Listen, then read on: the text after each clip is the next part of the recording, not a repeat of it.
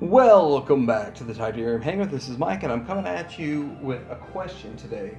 And I'm asking you, do you think we'll ever see another third-party Megatron ever made? And before you say, Mike, you're crazy, we already have MP36. Nothing can top MP36. It's the best figure ever made. Guess what? I've got a little bit of evidence and confidence in some other companies that they might actually challenge the almighty MP36. But before we get into this, like and subscribe, press that like button, subscribe to the channel, all that great stuff. So before we get into my conspiracy theories and start talking about all this stuff that's going on in my crazy head, let's talk about the past. Of course, if you don't know the past, then you repeat the mistakes in the future. So my first third-party figure was this Apollyon. So I had pre-ordered this Apollyon, and I didn't have a Megatron in my collection. Well, actually I did. I had the MPO5, and I said that it just looked out of scale, and I had respect for the fact that they made it, but I didn't like it, and I thought it was probably something I did wrong with it. I wasn't handling it right or whatever. But then Apollyon came along and was really the only game in town for a 9-inch or the new scale of Megatron, and I gotta say, he was good, but not great. And a lot of people like the aesthetic, but don't like the transformation. It's hideous. And then the kibble on the legs, which, you know, the kibble on the legs, it actually makes it look a little bit interesting, but the legs are floppy and loose. It's just not good. And then after transforming it once, you have loose hip syndrome. A lot of issues that kind of happen with this guy. But the end result is it's still a good figure. It looks good on the shelf. Now, so when this guy came out, this is the DX9 version, he comes out and he looks good, but I refuse to accept that I spent 150 bucks on a figure and another one comes out that might be better. So I focused on this lower leg part here, and this looks terrible. The whole figure looks good for the most part, but that lower leg part just looks terrible. Now, maybe I'm surprised a third-party company hasn't come out and just made an add-on kit, or even DX9, something that plugs in here, like a female connector and a male connector, and they plug in to give you the better look, the curvature, to make it look good, because this is the only thing really about this figure that makes it look bad. Aside from that, it looks amazing. So then we have MP36 come out. Now, I didn't buy MP36. I even said, oh, well, you know what? I have Apollyon. Apollyon looks so good. I don't need MP36. So who cares? And so I never bought this thing. And this one here's a KO.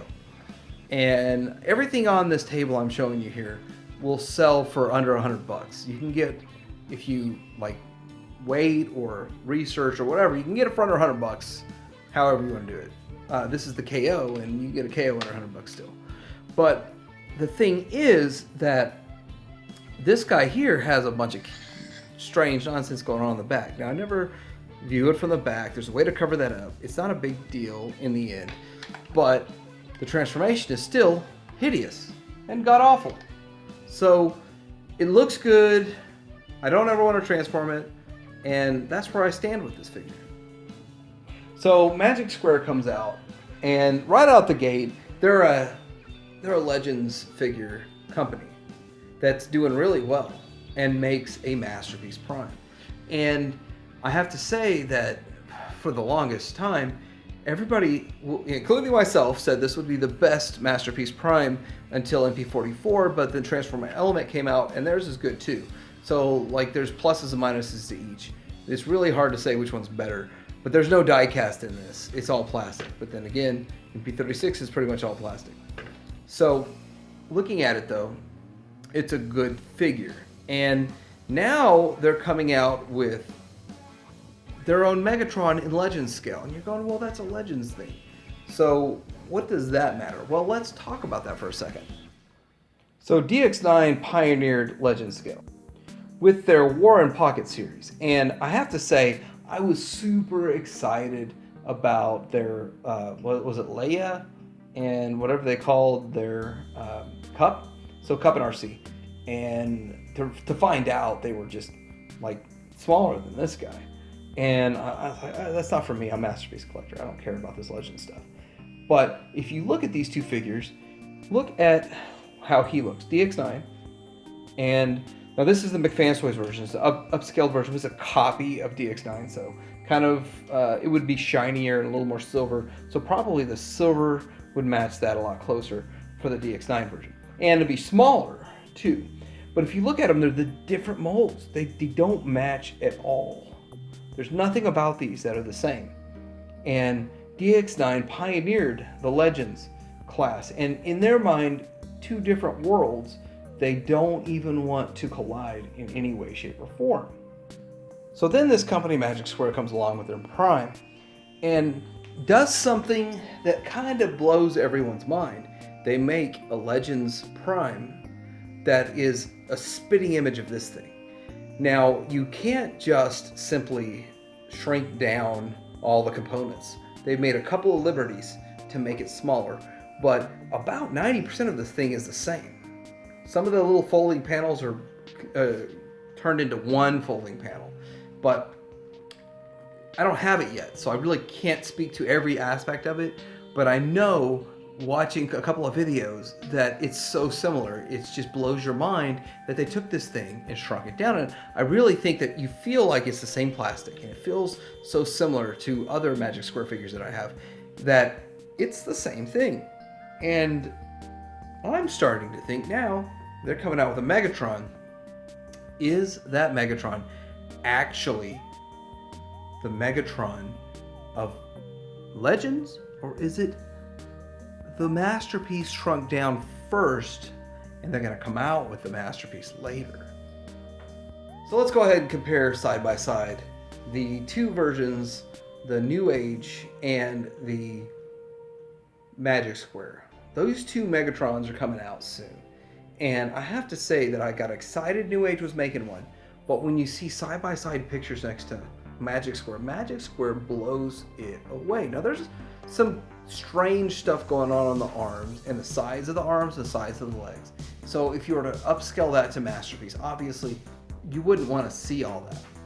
There might be some differences. They may have a Masterpiece mold and made some concessions to make it a Legends figure. But if they actually made that thing Masterpiece, why would anyone buy it? So let's talk about why we would want to see a Masterpiece version of what are we talking about now? 1, 2, 3. We have 3 third parties and a Masterpiece. So it would be, and you don't count MPO5. So it would be a 4th third party or a 5th contender in this market. And that would be Magic Square. And I think that it would be a good idea. And here's why. Number one, you would have a better transformation. I just think that this thing would transform a lot better than any of the options that were given. Now, I know that Make Toys made an offering that I'm not showing, and I don't really care about it, and people say it's the best transformation. I understand that that might be a good selling point on it, but I just don't think it looks right, the right aesthetic for my collection, so I never really messed with it. But with the DX9, it's okay, and then the Apollyon is, and the MP36 are equally frustrating and mind-blowing to transform those things. So it's not fun or enjoyable, but I think that if Magic Square made one, it would be fun and enjoyable. You'd want to flip that thing back and forth. It'd be fun, but that's number one reason. Number two reason is price. So yes, you can still get all these options for under $100 or whatever, but Magic Square would make it for, it'd be about $115, $120 maybe. It wouldn't be that bad price, but it would give you a modern aesthetic. And to have something fun to flip back and forth, a modern aesthetic, you're not afraid of breaking it. I don't ever feel like this thing, I don't feel like it's ever gonna break. I don't know why. I don't know how to explain it. It just, it doesn't feel like it's ridiculously high quality because there's no die cast in it, but it doesn't feel like it's gonna break. It feels solid, like it's good. So, I mean, that's kind of the way I feel about it. And I feel, if they made a Megatron, I'd feel the same way. And in their Legends, I feel the same way. I fiddle with them and I don't feel like they're gonna break. Even though the plastic feels, and it might be that extra little bit of give and flimsiness in the plastic that feels like it'll give instead of break. It'll bend instead of break. Maybe that's it. Who knows? The next point on why we may get another Megatron is because you know as well as I do that third-party companies don't want to make obscure characters because they don't feel like they're going to sell. They're going to put, thousands of hours into development, and then they're going to put tens of thousands of dollars into making the figure, and then in the end it just sits on shelves, or third-party distributors have to clearance them out 2 years later to get rid of them. Nobody wants that. But if you make a Prime, a Megatron, someone in the main cast, it sells. It sells, and it sells well. Megatron is there. Megatron is far more popular than even Galvatron, which is partially why I think all those unreleased Galvatrons never made it to the surface, never saw light, simply because the character is not as popular. Megatron is by far the second most popular character out there, simply because of Megatron fights Optimus Prime, and Optimus Prime is by far the most popular character in the Transformers lore. But why don't these companies make it? Now, would you even be on board to buy a Magic Square Megatron? And I gotta say that I think that with this whole Legends War of Megatrons, I think we're gonna see a resurgence of the Masterpiece. But then again, what do you think? Well, let me know in the comments. Let me know what you think about all this. Do you think there's another company that might be gearing up towards it? Like, well, Transform Element. Is it TEO5? Who knows? Oh, that would be like poetic justice. Like, subscribe, and honey your hair. Out.